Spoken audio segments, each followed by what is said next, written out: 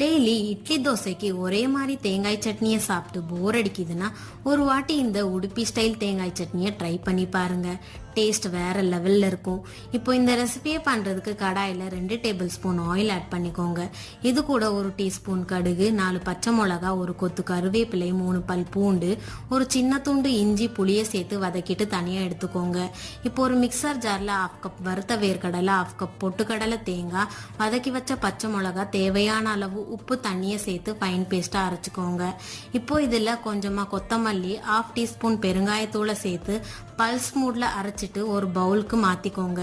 உங்களுக்கு சட்னி எந்த கன்சிஸ்டன்சில வேணுமோ அந்த கன்சிஸ்டன்சில மிக்ஸ் பண்ணி எடுத்துக்கோங்க. இப்போ சட்னியை தாளிக்கிறதுக்கு எண்ணெய், கடுகு, காஞ்ச மிளகா, கருவேப்பிலை சேர்த்து பொரிஞ்சதும் சட்னியில சேர்த்து மிக்ஸ் பண்ணீங்கன்னா சூப்பர் டேஸ்டியான உடுப்பி ஸ்டைல் தேங்காய் சட்னி ரெடி ஆயிடும். நீங்களும் இந்த ரெசிபியை ட்ரை பண்ணி பாருங்க.